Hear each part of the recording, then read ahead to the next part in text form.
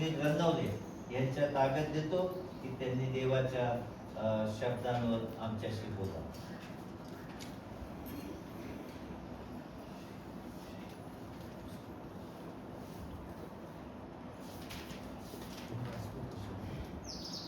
पहिला शब्द हा क्षमेचा शब्द आहे आणि लूककृत शुभवर्तमान याचा 23वा अध्याय आणि 34वे वचन आपण पाहणार आहोत. लूककृत शुभवर्तमान याचा 23वा अध्याय आणि 34वे वचन. तेव्हा येशू म्हणाला, हे बापा, यांना क्षमा कर, कारण ते काय करतात हे त्यांना समजत नाही. कारण ते काय करतात हे त्यांना समजत नाही. प्रभू येशूच्या नावात आपणा सर्व सलाम. आजचा दिवस हा देवाची पवित्र योजना पूर्णत्वाकडे नेणारा दिवस आहे. म्हणून आपण अतिशय गांभीर्याने आपलं मन वचनावर एक चित्त करूया. पहिला शब्द जो आहे की बापा, यांना क्षमा कर, कारण हे काय करतात हे या समजत नाही. प्रश्न असा आहे की नेमकी कोणती गोष्ट लोकांना समजत नव्हती. आपल्याला असं वाटतं की त्यांनी एका चांगल्या व्यक्तीला वधस्तंभावर दिलं हे त्यांना समजलं. आपल्याला असं वाटतं की त्यांना फटके मारले हे त्यांना समजलं. आपल्याला असं वाटतं की ते त्याला चपडाका मारत होते, छळ चालला होता हे त्यांना समजलं नाही, म्हणून त्याने क्षमा मागितली. परंतु या पलीकडं जी देवाची योजना होती त्या देवाच्या योजनेप्रमाणे सगळ्या गोष्टी तंतोतंत होत होत्या. प्रत्येक गोष्ट, प्रत्येक घटना येशू ख्रिस्त हाच मसीहा आहे हे स्पष्ट करीत होती. रविवारपासून म्हणजे जावळ्याच्या रविवारपासून अधिक स्पष्ट करत होती. आणि या गोष्टी या लोकांना समजत नव्हत्या. म्हणून ख्रिस्त म्हणतो की बापा, ते काय करतायत, म्हणजे ते करतायत पण त्यांना समजत नाही. रविवारच्या दिवशी येशू ख्रिस्त येरुशलेमेमध्ये आला. प्रश्न असा आहे की येशू ख्रिस्त शुक्रवारी येऊ शकत होता, सोमवारी येऊ शकत होता, मध्ये कधीतरी येऊ शकत होता, परंतु त्याने रविवारच का निवडला येरुशलेममध्ये येण्याकरता. आणि ही गोष्ट त्यांना समजली नाही, म्हणून तो म्हणतो की यांना क्षमा कर, मी करतोय तेही करतायत पण त्यांना कळत नाही. जर आपण निर्गमाचा 12वा अध्याय वाचला तर त्याच्यामध्ये लिहिलेलं आहे की तू ज्यावेळेस ओलांडणाचा सण पाळशील, आणि हा येशू ख्रिस्त आता शुक्रवारी ओलांडणाचा सण आला, तो रविवारी येतो आहे, त्या ठिकाणी देवाने सांगितलेलं आहे की तू जो कोकरा वधणार आहेस, काळजीपूर्वक अध्याय वाचा 12वा निर्गमाचा, तो कोकरा दशमीला विकत घ्यायचा.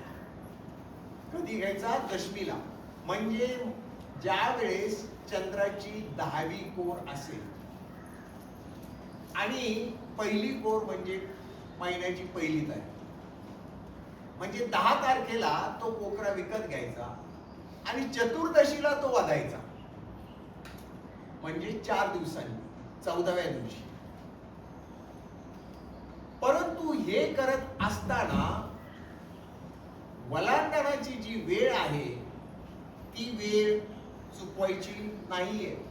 चतुर्दशीला 3 वाजण्याच्या आत कोकरा वाजायचा आहे, कारण 6 नंतर शबात सुरू होते यहुदी धर्माप्रमाणे. संध्याकाळी 6 ते दुसऱ्या दिवसाचा संध्याकाळी 6 शबात सुरू होते. शबाताच्या आत तो कापायचा आहे. रविवारी दशमी होती, आणि 4 दिवस जो कोकरा ठेवायचा 12व्या अध्यायाचे सांगितले, ते 4 दिवस त्याचं परीक्षण करायचं कोकऱ्याचं, की तो शुद्ध आहे की नाही, त्याच्या ठाई काही दोष आहे की नाही. आणि ज्या वेळेस तुम्हाला कळेल की याच्या ठाई काही दोष नाही, त्या दिवशी तो शुक्रवारी वाढायचा. शुक्रवारी शेवटच्या क्षणी जर तुम्हाला दोष आढळला तर याचकाने जे शुद्ध केलेले कोकरे ते विकत घ्यायचे आणि ते वाधायचे, पण दोष असलेला कोकरा वाधायचा नाही. ख्रिस्त रविवारी आत आला. नियम परत असा आहे, आता आपल्याला वेळ कमी आहे म्हणून मी सगळे डिटेल तुम्हाला सांगत नाही, नाहीतर सगळं बायबल तुम्हाला चाळायला लावलं असतं. यरूशलेमाला 12 वेशी होत्या. त्यापैकी एक वेस म्हणजे मेंढे वेस. नेहम्याच्या 2ऱ्या अध्यायामध्ये ते सगळं डिटेल आहे. या मेंढे वेस मधून वधायचा कोकरा आत आणायचा. बाकीची जे कोकरं होती ती इतर वेशीतून आत आली तरी चालत, परंतु वधायचा कोकरा 10व्या दिवशी मेंढे वेशीतून आत आणायचा. येशू ख्रिस्त जावळ्याच्या रविवारी मेंढे वेशीतून आत आला. तो लोकांना हे दाखवत होता की योहान जे म्हणाला की हा पहा जगाचे पाप हरण करणारा देवाचा कोकरा तो मी आहे, मी मेंढे वेशीतून आत येतोय. आणि लक्षात ठेवा आज दशमी आहे, दशमीला कोकरा मेंढे वेशीतून आत येतो, तो मी आहे आणि बापा हे यांना काही समजत. 4 दिवस त्याचं परीक्षण करायचं या कोकऱ्याचं. पहिल्या दिवशी परुषी आणि गेरुदी लोकांनी त्याचं परीक्षण केलं सोमवारच्या दिवशी, मग त्याचा 22वा अध्याय 15वा वचन. दुसऱ्या दिवशी सदुकी त्यांनी त्याची परीक्षा घेतली, 22वा अध्याय 23वा वचन. तिसऱ्या दिवशी 22वा अध्याय आणि 34वा वचन परुषी आणि शास्त्री यांनी परीक्षा घेतली. आणि मग गुरुवारच्या दिवशी न्यायसभा आणि पिलात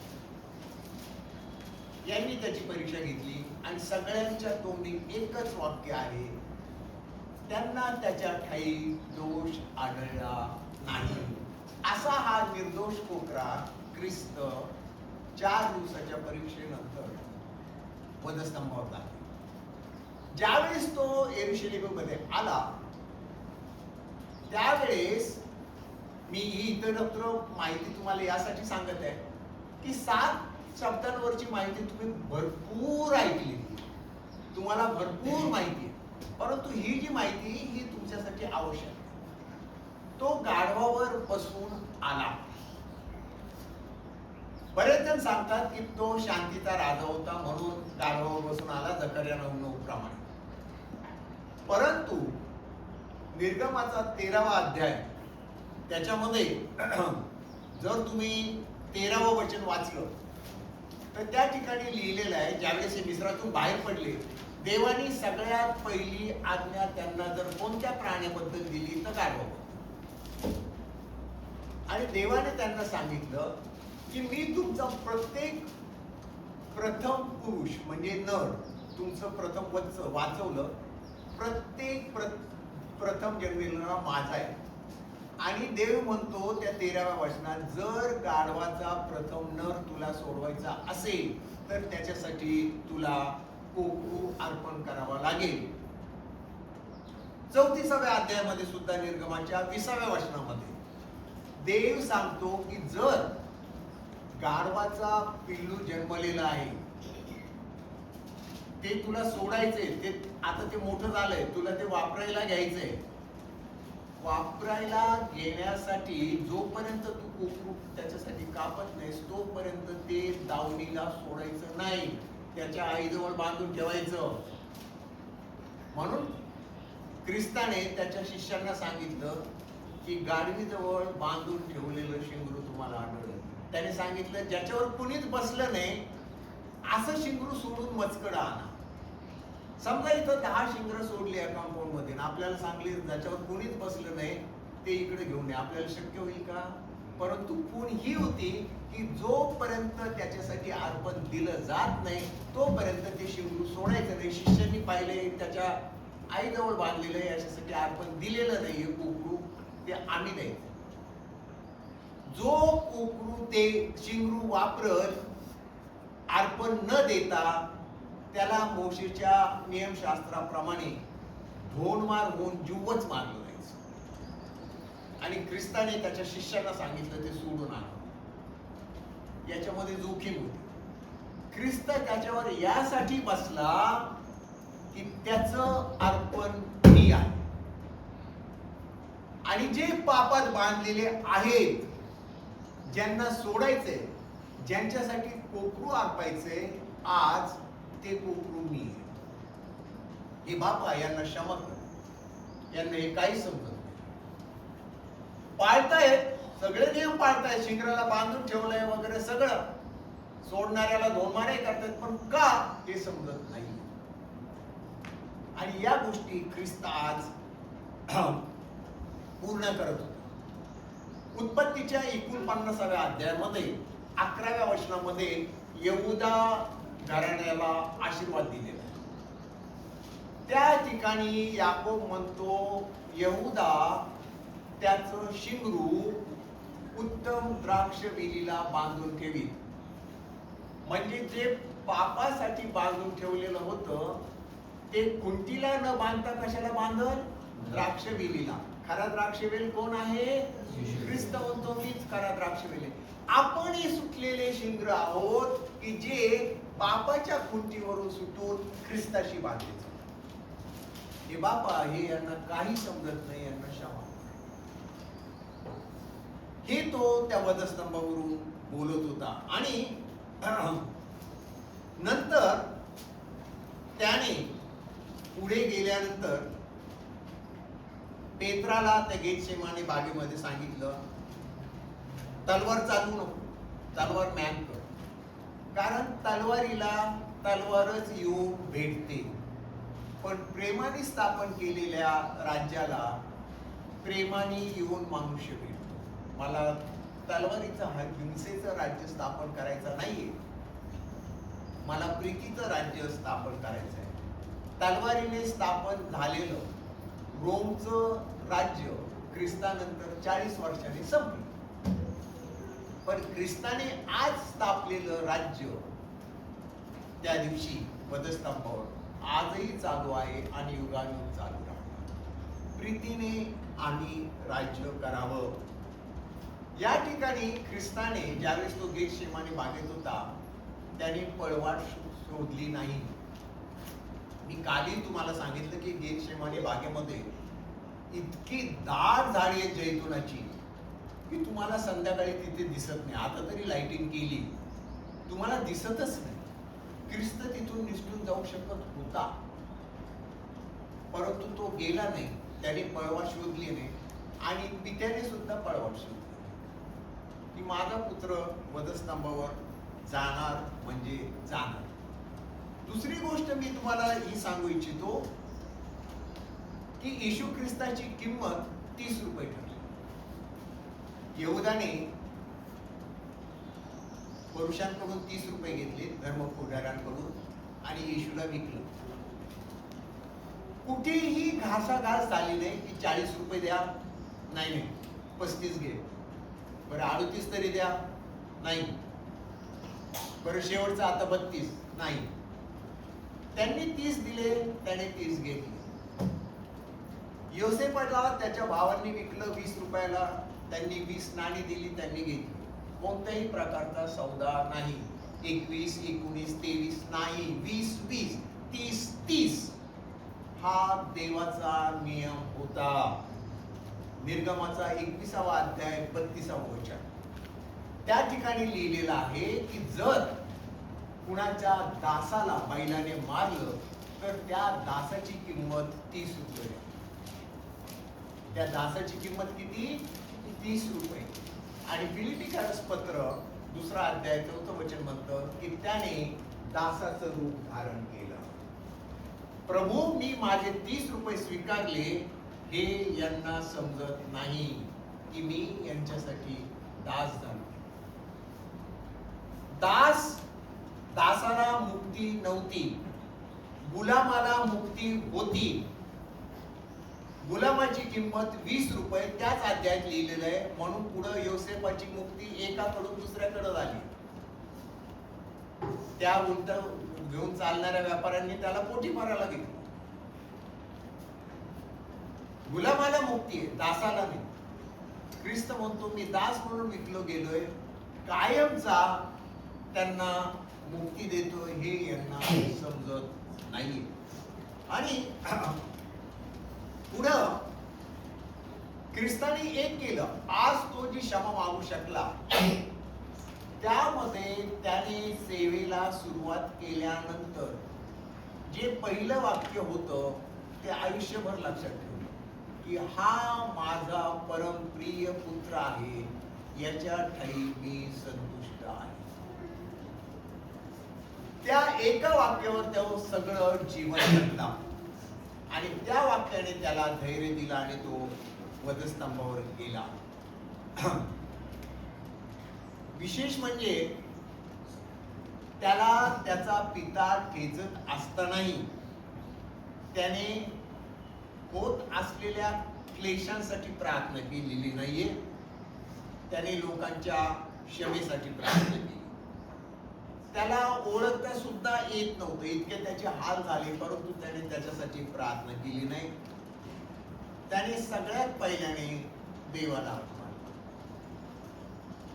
हे बापा, लक्षात ठेवा, ज्या वेळेस तुमच्या अतिशय छळ, तुमचा छळ उंच पोहोचेल, कळसाला पोहोचेल, तेव्हा पहिली गोष्ट जर काय करायची तर स्वर्गीय बापाला हाक मारायची. स्वर्गीय बापाला हाक मारल्यामुळं त्याला शक्ती प्राप्त झाली, तो सगळं सहन करू शकतो. ज्या वेळेस तुमच्यावर क्लेश येतील त्या वेळेस प्रार्थना करा, हे स्वर्गीय पित्या, माझं मन विचलित झालंय, मला क्षमा पण शक्ती, आणि तुम्ही स्थिर व्हा. आजच्या या वाक्यातून हे शिका की सर्वप्रथम सहनशीलता आणि शक्ती प्राप्त करण्यासाठी देवाला तुम्ही हाक मारा. कारण देव पित्याशी माझं नातं व्यवस्थित असलं तरच माझं इतरांशी नातं व्यवस्थित होऊ शकतं. म्हणून त्याने लोकांसाठी प्रार्थना केली, त्यांच्याशी त्याने मध्यस्थ म्हणून नातं प्रस्थापित केलं. त्यांचा न्याय कर अशी प्रार्थना केली नाहीये, मला क्षमा कर अशी प्रार्थना केली नाहीये, तर मत्तयाचा 5वा अध्याय आणि 44 वचन त्या ठिकाणी म्हटलेलं आहे, त्याने त्यांचा छळ करणाऱ्यासाठी प्रार्थना केली. त्याने छळ करणाऱ्यासाठी प्रार्थना केली. त्याचं लक्ष स्वतःकडं नाहीये आणि इतरांपासून दूर नाहीये. यहुदी न्यायसभा ओरडत होती, याला वधस्तंभावर द्या. त्याचा न्याय केला त्यांनी पहाटे पहाटे, परंतु ते त्याला वधस्तंभावर देऊ शकत नव्हते, कारण सत्ता रोमची होती जगावर. आणि जर कोणाला मृत्यूदंड द्यायचा तर रोमच्या राजाला विचारल्याशिवाय मृत्यूदंड देता येत नव्हता. म्हणून सगळे शास्त्री, फरीसी, याजक हे पाहत होते की याला कसं मारता येईल. म्हणून त्याच्यावर जे आरोप ठेवले ते असे की हा स्वतःला राज म्हणवतो, म्हणजे कैसराला राग येईल आणि तो त्याला वधस्तंभावर देईल. हा लोकांना राजसत्तेविरुद्ध भडकवतो. राजसत्तेविरुद्ध भडकवणं रोमन सरकार अतिशय क्रूर होतं. जीव मारणं ही शिक्षा होती, ती त्याला मिळाली. म्हणून ते म्हणतात याने असं केलं की याला मरणदंडच द्यायला पाहिजे. एवढंच नाही, आता हे लोक जे करत होते, जे ओरडत होते की बरब्बाला सोडा, आणि हे लोक वधस्तंभावर चाललेले आहेत. रोमी लोकांना एखाद्याला वधस्तंभावर देणं म्हणजे त्यांच्या देवाची सेवा केल्यासारखं वाटायचं. हे लिहिलेलं आहे योहानाचा 16वा अध्याय वचन 2 मध्ये, की त्यांना असं वाटायचं की आम्ही आमच्या देवाची सेवा करतो जेव्हा एखाद्याला जिवंत मारतो तेव्हा. आणि हे यांना माहित होतं, कुणाला? शास्त्री पुरुषांना. हे नियमांचे अतिशय किडे. ते त्यांना वाटलं की यांना आनंद होईल याला मृत्यूदंड द्या म्हटल्यानंतर, म्हणून ते असा काळबाजपणा खेळत आहे. आणि हे जे वाक्य आहे ही एक प्रार्थना आहे. आता लक्षात घ्या, मला तुम्हाला आजचं जे सांगायचे अतिशय विशेष ते हे की ही प्रार्थना आहे. हे बाबा यांना क्षमा कर. प्रार्थना कशासाठी आहे? क्षमेसाठी आहे. आणि क्षमा कशासाठी आहे? परत मी म्हणतो, प्रार्थना क्षमेसाठी आहे. क्षमा कर कशासाठी? अज्ञानासाठी. की ते काय करतात ते त्यांना कळत नाही, त्याची क्षमा कर. आता अज्ञानासाठी अर्पण आहे. जाणून बुजून केलेल्या पापांसाठी अर्पण नव्हतं. लेवीय 21-23 अध्याय 1, 2, 3, 4 जाणून बुजून केले पापासाठी नाही, अज्ञानाने केलेल्या पापासाठी अर्पण होतं. ख्रिस्त म्हणतो देवा यांना क्षमा कर, त्यांना कळत नाही म्हणजे ते अज्ञानी आहेत. अज्ञानासाठी काय आहे? अर्पण आहे. ते अर्पण नाही आहे, ते यांना कळत नाही. हे बापा यांना क्षमा कर, कारण ते काय करतात हे त्यांना समजत नाहीये. सगळं करतायत पण काय करतात तेच कळत नाहीये. चर्चला येतात, प्रार्थना करतात, 40 दिवस उपवास करतात, पालकांशी हात मिळवून जातात, पण काय करतात तेच कळत नाही. अजूनही ख्रिस्ताची ही प्रार्थना चालूच आहे. म्हणून तो हे म्हणतोय की तुझी जी नियमशास्त्र आहे देवा, की जा अज्ञानाने केलेल्या पापाबद्दल अर्पण द्यायचं, ते तुझं नियमशास्त्र मी पूर्ण करतोय, तुला अर्पण मिळालं, आता त्यांना क्षमा कर. ही चित्तवृत्ती ख्रिस्तामध्ये यायला एकच कारण होतं की पहिल्या सेवेला सुरुवात करताना देवाची ऐकलेली वाणी. आम्ही दिवसाची सुरुवात करत असताना देवाची वाणी ऐकून आमच्या दिवसाची सुरुवात केली ना की मग हे सामर्थ्य हे आम्हाला करायचं आहे. आणि लेवीय अध्याय 4 वचन 13 आणि 14, लेवीय अध्याय 4 वचन 13 आणि 14 त्या ठिकाणी सांगितलेलं आहे की इस्रायलाच्या सर्व मंडळीकडून अज्ञानाने काही पाप घडलं, अज्ञानाने अंडरलाईन करा, ते दोषी ठरले तर मंडळीने गोऱ्याचा पाप बली अर्पावा, त्या गोऱ्याच्या डोक्यावर हात ठेवावे आणि त्याला अर्पण करावं. ख्रिस्ताला मुकुट घालताना नियम म्हणतो की मंडळीतले जे अधिकारी आहेत, ज्यांना अधिकार आहेत, त्यांनी त्या गोऱ्याच्या डोक्यावर हात ठेवायचा, मग त्याला वधायला द्यायचं. ख्रिस्ताच्या डोक्यात मुकुट घालताना त्या अधिकाऱ्यांनी त्याच्या डोक्यावर नकळत हात ठेवला. हे बापा, हे काय करताय ते यांना समजत नाही. नियमशास्त्राची पूर्तता होती, प्रत्येक गोष्ट कणाकणाने पूर्ण होते. हे अभ्यासक ना शास्त्राचे, यांनी नियमशास्त्र तोंड पाठ केले ना, पण यांना समजत नाही. यांना क्षमा, कारण जाणून बुजून केलेल्या पापाबद्दल अर्पण नव्हतं. ते जाणून बुजून सगळं जाणलंय. काल आपण पाहिलं प्रभू ओढण्याच्या ख्रिस्त म्हणतो तुम्ही समजून उमजून करा. हे समजून उमजून करतात, क्षमा होणार नाही. तो म्हणतो नाही, त्यांना क्षमा कर. प्रेषितांची कृत्य 3 अध्याय 17 वचन.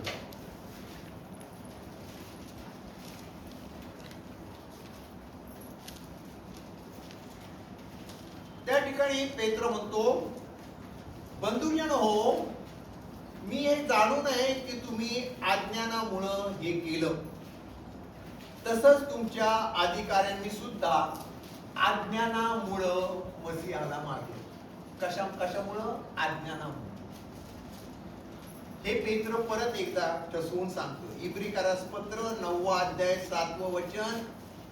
तिथं लिहिलेलं आहे, प्रमुख याजक वर्षातून एकदा स्वतःबद्दल आणि लोकांनी केलेल्या अज्ञानाने झालेल्या पापाबद्दल. अज्ञानाने झालेल्या पापाबद्दल अर्पण घेऊन जात असे. हे सगळं अज्ञानाने होत होतं. पहिले तिमोथी 1 अध्याय 13व वचन संत पाऊल त्या ठिकाणी म्हणतो, जे काही मी केलं ते न समजून अज्ञानामुळे केलं. या अज्ञानासाठी जे काही भविष्य सांगितलेले होते ते समजू शकले नाही. आणि म्हणून येशू म्हणतो की यांना क्षमा कर. त्या दिवशी होणारी शिक्षा देवाने त्या प्रार्थनेमुळे पुढे ढकलली. हा न्याय जगाच्या शेवटी की जो त्या दिवशी होणार. देव प्रार्थनेमुळं संधी देतो. कृपा करून आपल्या शत्रूसाठी प्रार्थना करा, देव त्याला संधी देईल. कैफाप्रमाणे अतिशय उच्च पदस्थ लोक, धार्मिक लोक, फार वरच्या पोस्टचे, पालकांपेक्षा वरचे असे लोक खोटं बोलतात. कैफा मुख्य याजक होता पण कपटी होता. यहुदा अतिशय जवळचा मित्र होता परंतु ढोंगी होता, दुष्ट होता. यहुदी लोक जाणीवपूर्वक खोटं बोलत होते. माझे लोक ख्रिस्त म्हणतो. रोमी लोक अतिशय क्रूर. तुम्ही खोटे असा, कपटी असा, ढोंगी असा, तुम्ही या लोकांप्रमाणे जर तुमच्याशी कोणी वागलं त्यांना क्षमा करा. कारण क्षमा मागावी असं आम्ही काहीच केलं नाही असं या लोकांना वाटतं. पुष्कळ आपण म्हणतो कसला मनुष्य आहे, त्याला कळत नाही. हो, म्हणूनच त्याच्यासाठी प्रार्थना करा. म्हणता येतं 6 अध्याय 24व्या वचनामध्ये ख्रिस्त म्हणतो की जर तुम्ही मनुष्यांच्या अपराधांची क्षमा करता तर तुमचा स्वर्गीय पिता तुम्हाला क्षमा करल. कलसीकरास पत्र 3 अध्याय 13व वचन त्या ठिकाणी ख्रिस्त संत पाऊल म्हणतो, प्रभूने तुम्हाला क्षमा केली तशी तुम्हीही करा, तशी तुम्हीही करा. आणि मग इब्रिकराच्या पत्रात 10व्या अध्यायात 26 आणि 27व्या वचनामध्ये म्हटलेलं आहे की सत्याचं ज्ञान मिळाल्यानंतर, म्हणजे अज्ञान गेल्यानंतर, सत्याचं ज्ञान मिळाल्यानंतर आपण जाणून बुजून पाप केलं तर पापाबद्दल यापुढे यज्ञ व्हायचा राहिला नाही. न्याय होण्याची भयंकर अशी मार्ग प्रतीक्षा आणि विरोधात खाऊन टाकील असा आगडी तोच काय शिल्लक राहतात. आणि म्हणून शत्रूवर प्रेम करा, क्षमा करा. ती कशी करायची हे ख्रिस्ताने दाखवलं. आणि अज्ञानाचं ज्ञानात रूपात होईपर्यंत मानवाला ही प्रार्थना करायची आहे की हे बाबा यांना क्षमा कर, कारण ते काय करतात ते त्यांना समजत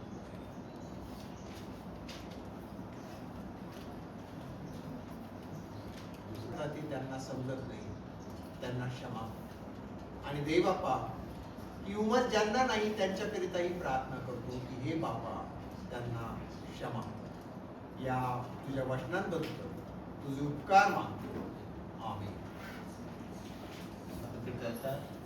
गीत क्रमांक 81 आपण गाऊया. गीत क्रमांक 81.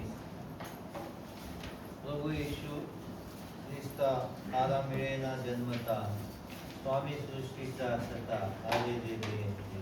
पहिलंच कडू आपण गाणार आहोत.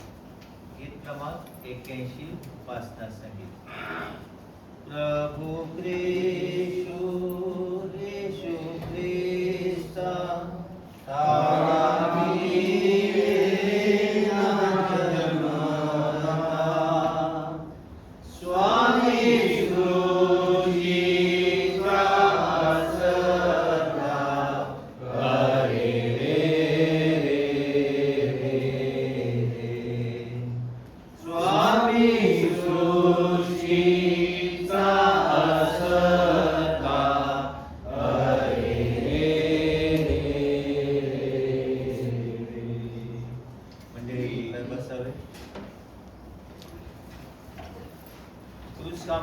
दुसरा शब्द लूक शुभवर्तमान याचा 23वा अध्याय, लूक शुभवर्तमान याचा 23वा अध्याय 42 आणि 43 ही वचने आपण ऐकणार. लूक शुभवर्तमान याचा 23वा अध्याय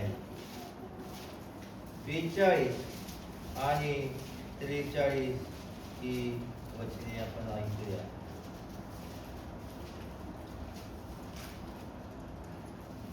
मग तो म्हणाला, अहो येशू, आपण आपल्या राजाधिकाराने याल तेव्हा माझी आठवण करा. तो त्याला म्हणाला, मी तुला खचित सांगतो, तू आज माझ्या बरोबर सुखलोकात असशील. मी तुला खचित सांगतो, तू आज माझ्या बरोबर सुखलोकात असशील. ख्रिस्ताने वधस्तंभावरून उद्गारलेला दुसरा शब्द, तू आज माझ्याबरोबर सुखलोकात असशील. या वाक्यामध्ये खात्री आहे, स्वतःची आहे आणि दुसऱ्याला सुद्धा दिलेली आहे. स्वतःबद्दल खात्री आहे, दुसऱ्याबद्दल खात्री आहे आणि देवाच्या योजनेबद्दल खात्री आहे. कारण यानंतर आता मी सुखलोकात जाणार आहे ही देवाची योजना. पूर्ण खात्रीने उद्गारलेला हा उद्गार आहे. 12 वर्षाचा ज्यावेळेस ख्रिस्त होता त्यावेळेस तो धर्मपंडितांच्या मध्ये होता. बायबल मध्ये म्हटलेलं आहे तो त्यावेळेस त्यांच्या मध्ये होता. त्यानंतर बायबल म्हणतं की ज्यावेळेस तो सेवा कार्य करत होता त्यावेळेस तो लोकांच्या मध्ये होता. ख्रिस्त म्हणतो, जिथे 2 किंवा 3 आहेत त्यांच्या मध्ये मी. त्यानंतर पुनरुत्थानानंतर मी उठेल आणि तुमच्या मध्ये मी असेल. तो मध्ये असणार, परंतु सध्या तो 2 चोरांच्या मध्ये आहे. देवाने मध्यस्थाला मध्ये ठेवले आणि प्रत्येक वेळेस तो मध्येच आहे, मध्यस्थाचं काम करत होता. आता त्याला लुटारूंमध्ये खिळण्यात आलं. याच्यामध्ये लोकांचाच नाही तर देवाचा सुद्धा हात. कारण हे जे गुपित आहे हे पूर्ण व्हायला पाहिजे. वचन म्हणतं, त्याने आपणास अपराध्यामध्ये गणू दिलं आणि अपराध्यांची क्षमा केली. यशया 53:12. त्याने होऊ दिलं की मी दोघांच्या मध्ये असेल. दुसरी एक गोष्ट मला तुम्हाला निक्षून सांगू द्या की प्रत्येक ठिकाणी मी हे ऐकत आलेलो आहे की 2 चोर होते, एकाने निंदा केली दुसऱ्याने नाही केली. बरोबर? एकाने निंदा केली दुसऱ्याने नाही केली. प्रियांनो, दोघांनीही त्याची निंदा केली. दोघांनीही त्याची निंदा केली. मत्तायाचा 27वा अध्याय वचन 44.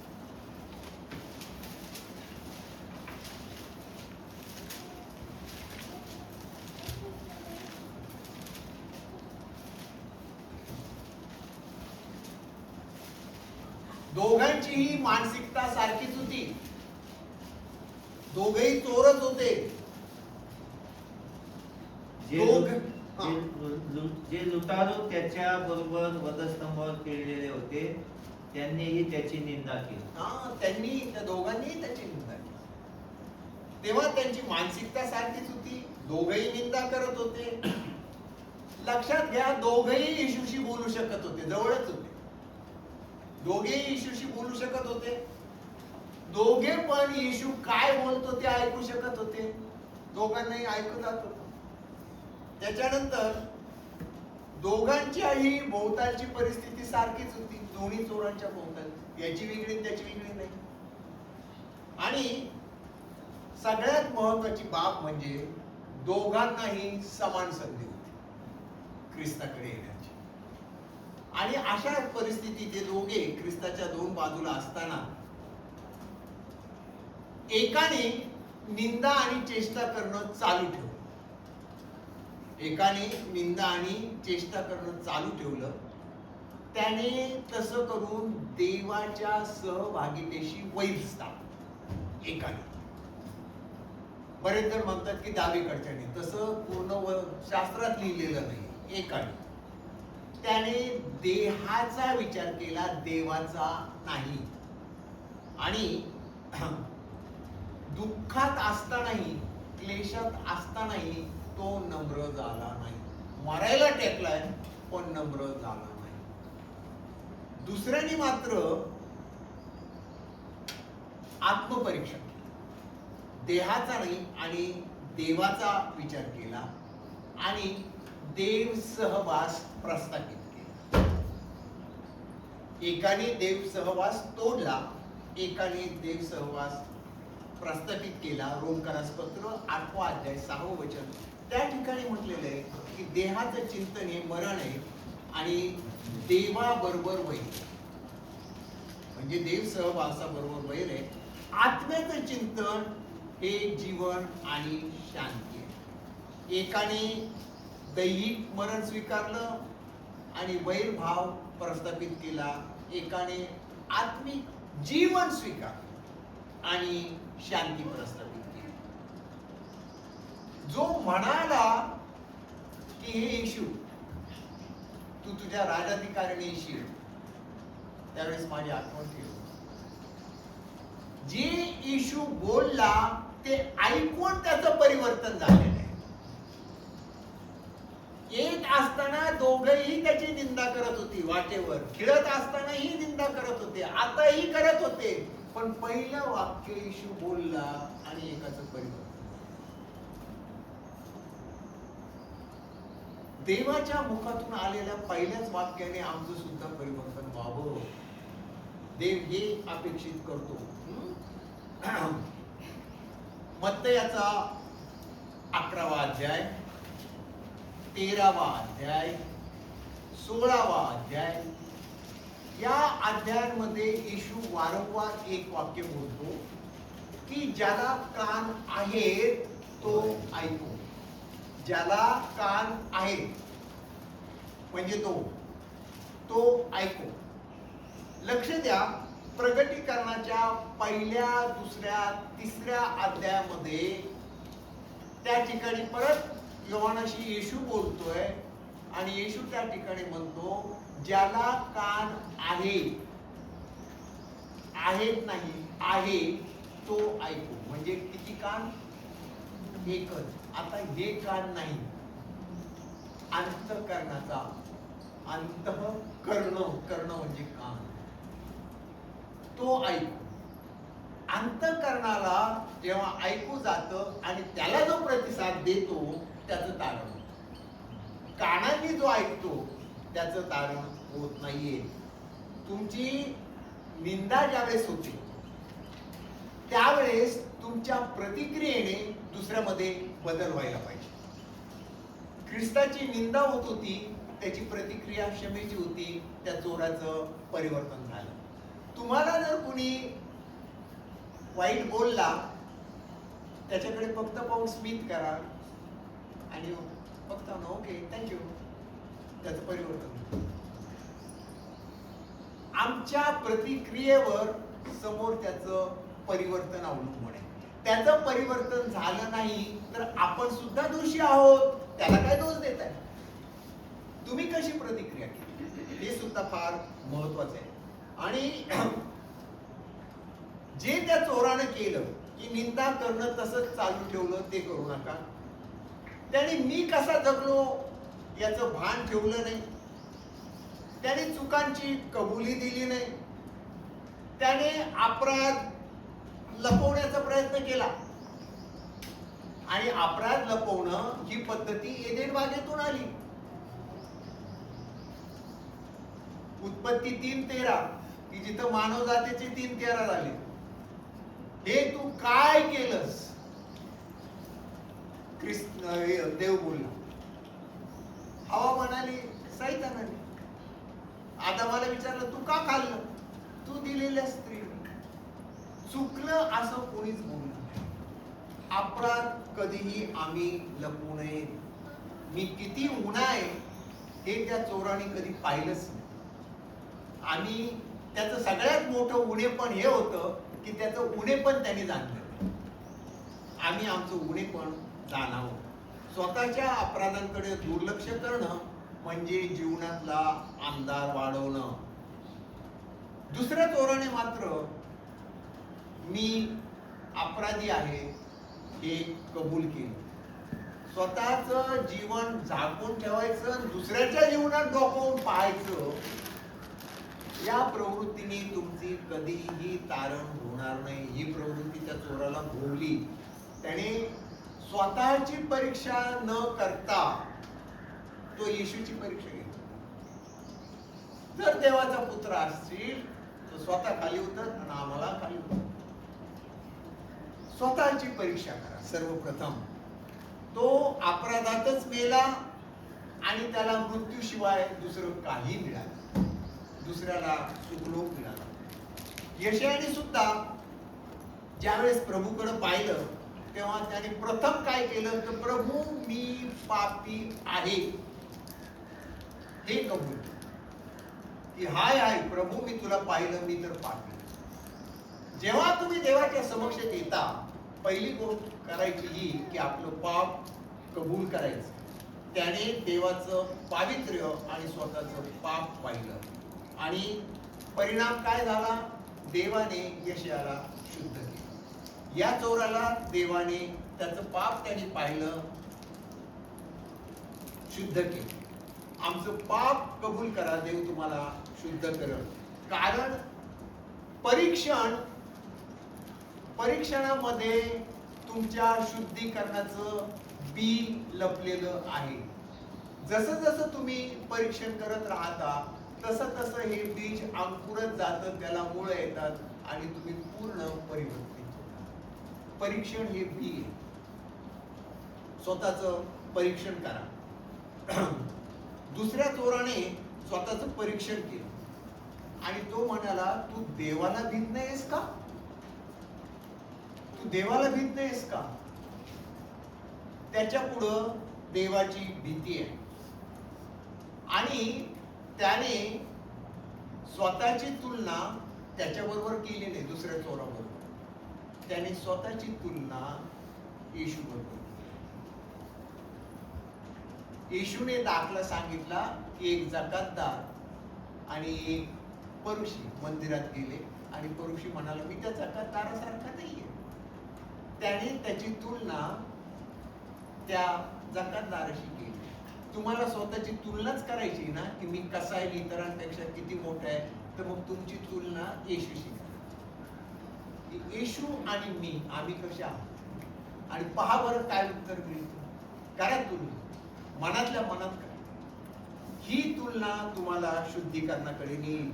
हा परीक्षणाचा प्रश्न आहे. त्याने स्वतःचे अपराध कबूल केले आणि विशेष म्हणजे त्याने दुसऱ्याला त्याच्या अपराधांची जाणीव सुद्धा करून दिली.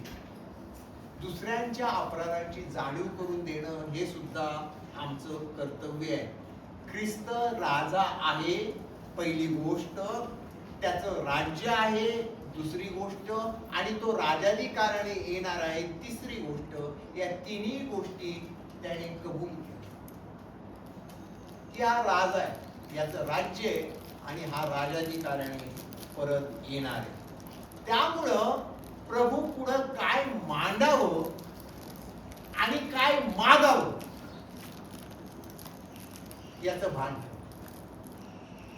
की मी माझ्या प्रार्थनेत प्रभू पुढे काय मांडतोय आणि काय मागतोय. प्रभू मला कार पाहिजे कारण शेजारी मी कार घेतली. काय प्रार्थना आहे तुझी? काय मानतोयस तू देवा पुढे आणि काय मागतोयस? देव हे पाहतो की हा काय मानतो. आम्ही न्यायालयापुढे आमची बाजू मांडतो आणि मग न्याय मागतो. देवापुढे तुम्ही काय मागता मांडता याच्यावर तुमचा न्याय ठरलेला आहे. आज मी देवापुढं काय मांडणार आहे? माझं पाप कबूल. देवा, ख्रिस्ता तू राजा आहेस, तू परत येणार आहेस, या पामराची आठवण ठेव. कारण क्षणभंगूर गोष्ट मागून क्षणभंगूर होऊ नका. आजचा दिवस आजच्या दिवसासाठी पुरे आहे. म्हणून आमची खात्री व्हायला पाहिजे. तो चोर म्हणत होता ख्रिस्ताला, वधस्तंभावरून खाली उतर. तो जसा जसा म्हणत होता येशूला खाली उतर खाली उतर, येशूच्या मनातून तो खाली खाली खाली उतरत गेला. अरे वधस्तंभावरून खाली कशाला उतरता? वधस्तंभाशी खिळलेले राहा. संत पाऊल म्हणतो मी वधस्तंभाशी खिळलेला आहे. जो वधस्तंभाशी खिळलेला नाही ना तो खिळखिळा आहे, आणि जो खिळखिळा असतो ना तो खुळखुळा होतो. म्हणून ख्रिस्ताशी खिळलेले राहा. त्यानंतर वधस्तंभापासून कधी वळू नका. पापापासून वळा, वधस्तंभापासून वळू नका. गलातीकारास पत्र याचा 2 अध्याय आणि 20 वचन पहा. मी वधस्तंभावर ख्रिस्ताबरोबर खिळलेला आहे. मी नाही तर ख्रिस्त माझ्या ठाई जगतो. देहामध्ये जे माझं जीवित आहे ते ज्या देवाच्या पुत्राने मजवर प्रीती केली व स्वतःला मज करता दिलं त्याचवरील विश्वासाने ते आहे. येशूच्या भूमिकेशी आम्ही एकरूप व्हायला पाहिजे. हे त्या चोराने आम्हाला शिकवलं. आणि मी आज येशूशी किती एकरूप झालेलो आहे याचं परीक्षण मी या मंदिरातून बाहेर पडण्यापूर्वी करायचं आहे. रोज सकाळी उठल्यानंतर मी आज येशूशी किती एकरूप होईल हे ठरवा. की ख्रिस्तामध्ये आणि माझ्यामध्ये किती सदृशता दिसल. कारण ख्रिस्त हा सहभागितेसाठी उत्सुक असतो. त्या चोराने सहभागिता स्थापली, ख्रिस्ताने ती स्वीकारली. तुम्ही सहभागिता प्रस्थापित करा, ख्रिस्त ती सहभागिता जरूर स्वीकारेल. कारण 1 कोरिन्थ 1 अध्याय आणि 9 वचन त्या ठिकाणी म्हटलेलं आहे, ज्याने स्वपुत्र आपला प्रभू याच्या सहभागितेत, अंडरलाईन करा, याच्या सहभागितेत तुम्हाला बोलवलंय तो देव विश्वसनीय आहे. मत्ती 6:33 तुम्ही प्रथम वरील गोष्टी मिळवण्याचा प्रयत्न करा आणि संपूर्ण हृदयाने त्याला हाक मारा. त्याच्या मनामध्ये देवाचं भय, ख्रिस्ताच्या निर्दोषीपणावर त्याचा विश्वास आहे. तो येशूला प्रभू म्हणून स्वीकारतो. येशू त्याच्या राज्यात चाललेला आहे याच्यावर त्याचा विश्वास आहे. येशूला त्याच्या राज्यात अधिकार असणार आहे हाही त्याचा विश्वास आहे. आणि या सगळ्या गोष्टींचा आणखी एक विश्वास त्याच्या ठाई होता की प्रभू जवळ क्षमा करायला वेळ लागत नाही. ताबडतोब क्षमा, क्षमेला विलंब नाही. अपराधाच्या क्षमेला काळाची अट नसते. येशू म्हणाला नाही की ठीक आहे जेव्हा न्याय होईल तेव्हा पाहू. आज ख्रिस्त आम्हाला सुद्धा म्हणते की आज तुला मज बरोबर सुखरूपात राहायचं. तुझं घर, तुझी मुलं, तुझी मंडळी, तुम्हाला सुखरूपात यायचं आहे का? तो आठवण करण्याची नम्र विनंती करतो. तो शिष्यांप्रमाणे की येशू तुझ्या राज्यामध्ये तू एकाला उजवीकडे आणि एकाला डावीकडे ठेव. शिष्य म्हणाले नाही, तो येशूचा शिष्य नव्हता तरी लीन झाला. त्याने मोठं पण मागितलं नाही, लीनपणा मागितलं. आणि एक गोष्ट लक्षात ठेवा की येशूने त्याचं पाप स्मरण केलं नाही, त्याची प्रार्थना स्मरण केली. त्याने जी प्रार्थना केली ती प्रार्थना येशूने स्मरणात ठेवली. आणि मग तो म्हणाला, अरे तू आज बरोबर सुरू. पापाला उत्तर नाहीये, प्रार्थनेला उत्तर आहे. तुमची प्रार्थना ही प्रत्युत्तर घेऊन येणारी असावी. कधी जर आलो भविष्यात या चर्च मध्ये पुन्हा, तर प्रार्थना म्हणजे नेमकं काय हे तुम्हाला शिकवेल. की प्रार्थनेचा अर्थ काय आहे, नेमकं प्रार्थना म्हणजे काय. असो, देव एक गोष्ट करू शकत नाही, सगळ्या गोष्टी करू शकतो पण एक गोष्ट नाही करू शकत. ती गोष्ट म्हणजे दिलेला शब्द तो मागे घेऊ शकत नाही.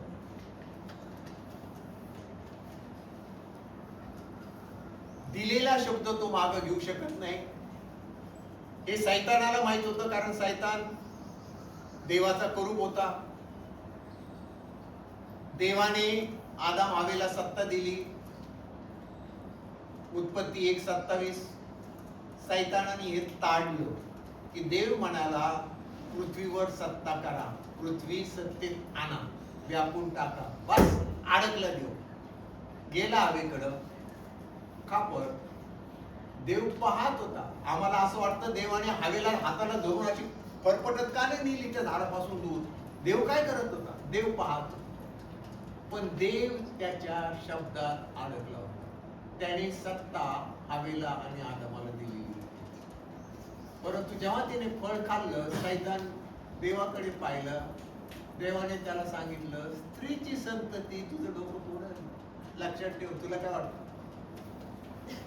आणि आता जसं मी तिला शब्द दिला होता ना की सत्तेत आणा, तसं आता तुला माहिती आहे मी शब्द फिरवत नाही. आताही शब्द मी मागे घेत नाही, स्त्रीची संतती तुझं.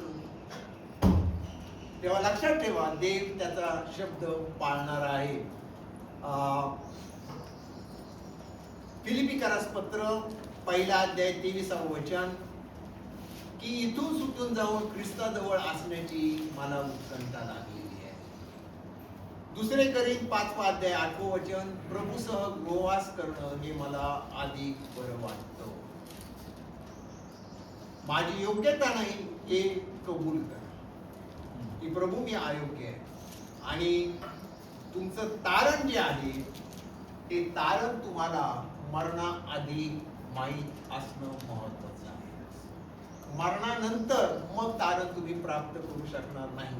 आणि म्हणून तो परत गौरवाने कधी येईल तो दिवस मला माहित नाही, परंतु आजचा दिवस ख्रिस्ताकडे जायचा आहे.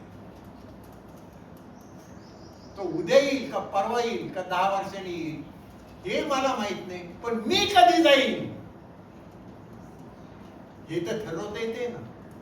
आज त्याच्या जवळ जा आणि म्हणा की हे प्रभू, जेव्हा तू आपल्या राजाधिकाऱ्याने येशील तेव्हा माझी आठवण. आम्ही प्रार्थना. परमपवित्र पित्या, आम्ही तुझ्या सहभागितेकरता भुकेले असावे. आम्ही तुझ्याशी सहभागिता प्रस्थापित करावी आणि त्या चोराप्रमाणे विश्वास दाखवून म्हणावं की प्रभू, जेव्हा तू तुझ्या वैभवाने येशील तेव्हा माझी आठवण ठेव. ही चित्तवृत्ती आम्हाला दे. येशू ख्रिस्ताच्या नावात मागतो.